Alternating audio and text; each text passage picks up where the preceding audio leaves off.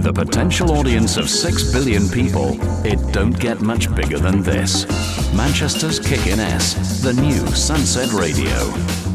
And now, on the new Sunset Radio, it's another chance to hear one of our favourite interviews from back in the day. This interview was first broadcast on BBC Radio Manchester.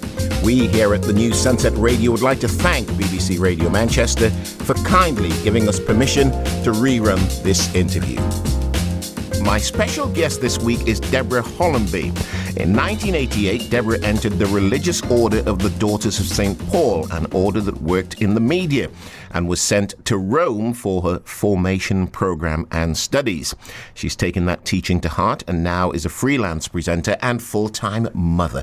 Can I wish you a very, very good morning and a very warm welcome? Hello, Mike. Lovely to be here. Thank you very much indeed for taking the time to be with us. Now, we've only got half an hour, okay? So tell us a bit about yourself.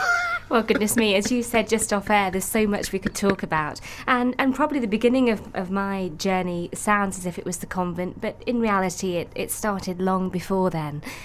When I entered the convent, I thought I'd arrived. I thought, this is it now, spiritual journey. And really what I discovered that it was the very beginning of a journey, and that I had so much to learn. I'm no longer in the convent. I am a mum. I have 2 tiny children. So Mother's Day is very special, and of course, having had that time in the convent and made vows of poverty, chastity and obedience, as you do, there was a long time when I didn't think I would have any children, so Mothering Sunday is especially special for me. We'll come on to that, but what makes someone, and how old were you when you entered the convent? Almost 19. What makes someone of 19 decide to enter a religious order? Well, I think that the whole notion of vocation is about responding to a call, isn't it? A religious vocation. I had that from a very early age, probably from the age of 8 or 9. My dad used to drop me off at school very early. My mum didn't drive, and he used to drop me off, and sometimes I'd go to Mass because I went to a Catholic school. I wasn't religious, I wasn't pious, but I do remember coming home one day and saying to my mum, if I tell you something, do you promise? Do you really promise you won't laugh? Which of course I won't. So, I went to Mass today, and at the end I said a little prayer, and God told me I was going to become a nun. She kept a very straight face, in all fairness to her, and said, we'll see. We'll see what happens. And that never left me really, Mike. I thought of doing lots of other things, teaching, social work, probation officer, went through all the phases of what I could do in terms of a career. But I think, as I developed through school and got involved in church and folk groups and music ministry, that little voice that speaks ever so quietly in the depth of your heart actually never went away and just got stronger and stronger. And I followed that. In my teens, I worked with the Daughters of St. Paul. They had a media centre in Birmingham, and I worked with them every Saturday and went to Rome for a young person's experience and stayed. So who are the Daughters of St. Paul? They are a religious congregation. They were founded in Italy at the turn of the century. They were founded by a priest called Father James Alberioni. And did you like that? That was slightly Italian there, Mike. Yes, stop showing off. And his mission received really was to spread the gospel message through the means of social communication. And of course, at that time, there was no TV, there was no radio. And he was doing that through books and pamphlets. And as the congregation developed, they embraced the new means of social communication. And so by the time I got round to entering religious life, I was involved very early on in writing. I used to write for Pause for Thought, actually, for the BBC Two, and TV and radio and writing books, etc. So the media centres evolved rapidly then, and today the Daughters of St. Paul are in every country in the world proclaiming the gospel message through the means of social communication. And as you say, you're no longer in the Daughters of St. Paul, so how does one decide to leave? I think that is the toughest decision I will probably ever have had to have made, really. Because at that time, we all go through ups and downs in our life, and responding and saying yes to a religious call, there's great joy, isn't there? And everybody is celebrating the response to a religious vocation. Leaving is a very, very lonely time. I don't know if the listeners perhaps are familiar with The Nun Story, which is an epic film with Audrey Hepburn. I can just about get through that now without, a big lump in my throat, because leaving religious life, it's like a separation, but you are so alone. And of course the sisters feel very disappointed. But actually now that some years have gone past, I actually see that that was part of my own spiritual journey. I had to come to that point where I realised that for me to continue to say yes to love and yes to life was to leave and continue doing something else. And I'm going to be a bit firm here. Was it your decision to leave? Absolutely my decision. Yes, it was. You didn't hear a voice telling you to leave? I think if you follow the notion of how the Lord communicates with us, it isn't an SOS. It isn't a direct line moment. Wouldn't it be so much easier if it was, really? No, I just remember your time when you heard the voice telling you that you were going to be a nun, you see. No, it wasn't. I think it would have been easier if it had been like that. But again, it was over probably a year that I began to think, I think that the essence of it is, I stopped being true to myself. I mean, as you can see, I'm a fairly bubbly, vivacious character. I'd never guessed. And over that time, I wasn't myself. And you have to step back and say, no, perhaps I'm not really becoming who I am meant to be. But were you this bubbly when you were in the order? Oh, yes, absolutely. Really? Yes. So it wasn't. I could never have been in a silent order. Oh, God. Enclosed life was not for me, most definitely. When you came out of the order, how difficult was it? And I'll use the word to readjust. You'll tell me if that's the right word or the wrong word. It is the right word, actually. Surprisingly, I thought it would be a very long process. It takes a long time to become a religious, if you like, and embrace the way of life. It doesn't take that long, really, to, if you like, go back into the world. And I don't mean that sort of in an old-fashioned sense, because even things like wearing makeup, initially, you think you look a bit of a freak, and you think, oh, does this look okay? And because you have this whole journey of not centering on yourself, and then suddenly, to fit in again, you have to do things like go and buy clothes and wear makeup and be in the world, really. So, although it was a little bit difficult, it wasn't as difficult as I thought it would be. Where were you with God at this time? Responding, really, to the journey to continue my path, my spiritual path, and it wasn't easy. I had a lot of tears, a lot of heartache, but in the very quiet of my heart and my soul, I knew deep down I was doing the right thing. And although that tunnel was very dark and felt very alone, I knew that as I progressed, that the light would begin to shine again. And I think that's true of any spiritual journey. It's when it's dark and you feel so alone that you think, am I really doing the right thing? And you just have to hold firm, and you just have to keep talking to the Lord and keep walking. And having left and rejoined the outside society, what did you do with your life? Gosh, well, I first of all thought I'd better get myself a job because I wasn't going to live on fresh air, and I was very lucky. I went home to my family and my parents, and they were tremendously supportive of me, which was amazing. And I did all sorts of things, really. Initially, I worked in a hotel in PR and marketing, and then I went on to work in charities, and I really spent a long time as a professional fundraiser, and worked for Marie Curie Cancer Care, Foundation for Conductive Education. And then I became head of fundraising at Birmingham Children's Hospital, and I was there for 7 years heading up a huge fundraising operation, and then at the same time took over their communications department as well. And that was great, really successful, raised a lot of money, which I'm really proud about. And with the help of tremendous people, I have to say, it wasn't all my efforts at all. And then slowly, as I got more confident in that, opportunities arose, as they do, to start writing again and to freelance. So again, another yes, another sort of crossroads in my journey to work in a different way. I wish I could paint your world so beautiful, and I wish I could make it right. But of all the things I could ever want for you, I wish this more than life. Love the Lord with all your heart, with all your soul, your mind and strength. Love the Lord with all your heart, with all your soul, your mind and strength.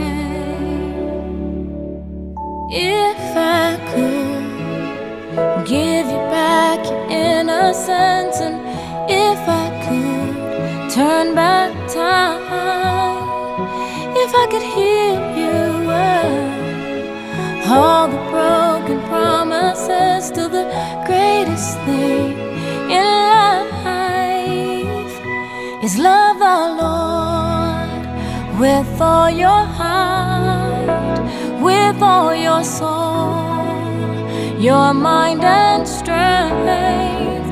Love the Lord with all your heart, with all your soul, your mind and strength.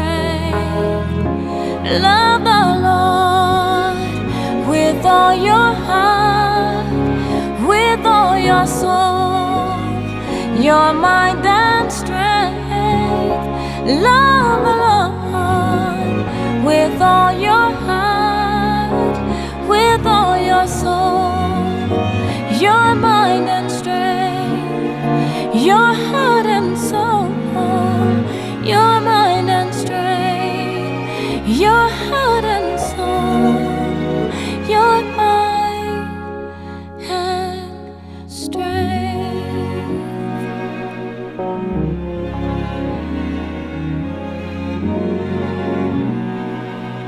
This next question, we ask all our guests the same question at the same time. I'm not sure whether you've answered it as yet, but we'll see. How did you come to faith? I think it was a decision initially my parents made for me. Because with baptism, that's what happens. You take your children along to be baptised, and in essence, you are making that faith decision on their behalf. But really, I guess my first yes to God really was through church. I was involved in a folk group, played the guitar and flute and sang and all sorts of things.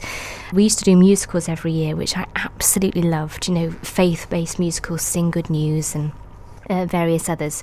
And that was a real eye-opener for me. I was aware that what I was singing actually was a prayer rather than a performance, and that was one of the first moments that I realised it was a faith, a yes to faith, really. And performing seems to be, shall we say, very important in your life. Well, I come from a bit of a performing background, really. My father went to RADA and acted when he was very young. So somewhere along the line, I think I've got the gene. Right, okay. And you've done all these other things. I mean, the one that jumps out at me is you did some work in the property business. I did. Well, really because I've always had a love of property. At home with my parents, I used to love going to look at houses when I was young. And in my own journey, moving up the property ladder, I've had opportunity to renovate property, and some huge renovations, actually gutting the whole place and plastering 15 rooms and damp proofing and all of that. We've really enjoyed doing it, and I have to include my husband here because I've not really mentioned this, but I am now married, and he's had tremendous vision as well. I remember looking around a house in Buxton, actually, where I now live, and it was almost falling down. It was a real pit. And he said, "We can do this." And I said, "Do you really, really think so?" So, I mean, one of those moments when you really look at someone and you think, "Can we really do this?" Are you sure? Yeah. But it worked out, and it's been great fun. But with the way the housing industry is, interspersed with the television industry. I mean, it's so huge on television. You could be doing that, couldn't you? You could be Sarah Beanie. I have done a bit of Sarah Beanie, actually. Have you? Yeah, for Homes and Garden Television. They have a property show called House Hunters. And when they film in the UK, I present those. Because what actually happened, Mike, was that one of the renovations we did, we put on the market, and the sale fell through 3 times.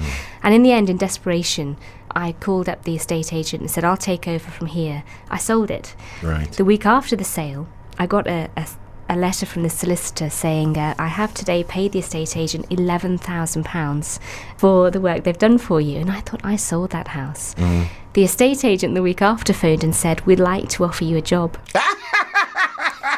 which was... Did they offer you 11,000 back? I did get that back by one way or the other. But it was great, so I thought, well, why not? So I went along. I trained as a valuer. So now when I do the property shows, I really do know what I'm talking about, and that's really helpful. Well, I spend all my time watching those on telly because I think they're absolutely They're good fun, fantastic. Oh, grand designs, honestly, it's just fab. I'm not sure what that boat thing was this week, but well, there's something for everyone, isn't there? Yes, absolutely. Now, as we know, it's Mothering Sunday today. So how will you be spending your Mothering Sunday besides being on the wireless? Oh, well, now, besides being on the wireless, today I'm cooking lunch for my family. I've got my mum coming.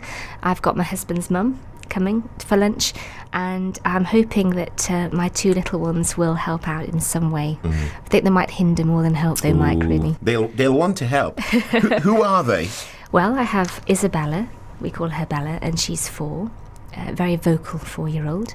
And then there's Joseph, who we call Joey, and he's just 3, so there's just a year between them. When you were in the order, did you think, in the early days, did you think about life beyond the order?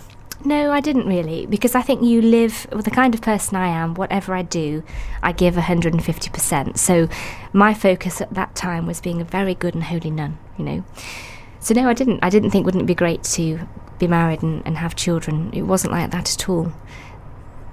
And is motherhood a spiritual experience? Absolutely. One of my favourite musicals is Les Miserables, and there's a line, I think, in the very last song of that says, to love another person is to see the face of God. And every morning when my little ones run in and it's, Mummy, I need some milk, take me to the toilet, I look at those faces and I see the face of God looking back at me, because they're so beautiful and they're so full of life and energy and love. And when I look at them, I just think, how could you not believe? Because they're just so beautiful. That's absolutely wonderful. What's next for Deborah Hollamby? Oh my goodness. Do you ever plan it, or does it all just happen? I think there's an element of a little bit of planning and a little bit of responding, to be honest. Over the last couple of years, I have gone back to presenting, and I'm doing some freelance work for various Sky channels. And I've just started doing some writing again, going back to writing sort of pause for thought type of reflections. So it's bizarre, really, because you start to do that and then you find that people approach you to work or to do a programme. So I think it's just about being open and ready to respond as best you can. And how does your faith now fit into what you do? I think that really my faith has deepened. It's more mature. It's probably more realistic than it was all those years ago. I think I've come full circle, really. There was I in a religious order that had a mission to spread the gospel message through the means of social communication. And okay, now I do lots of general work as well. But here I am. I'm not a nun, but I feel that I'm very much responding to that initial vocation to do that. And the reality is, my belief is that I'm called to become who I'm truly meant to be.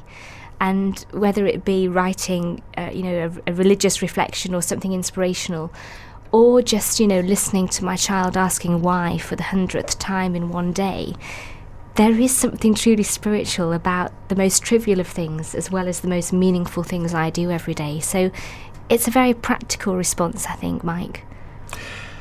Well, Deborah, can I thank you very much indeed for being with us today. Wish you all. I'm sorry we ruined your Mother's Day. No, you've made it. Get up this been early. A lovely start. Thank you. And I'm told by Father Michael, by the way, that it's not Mother's Day, it's Mothering Sunday. So have yourself a wonderful Mothering Sunday. Wish you all the very best for the future and hope everything goes great. Thank you. God bless.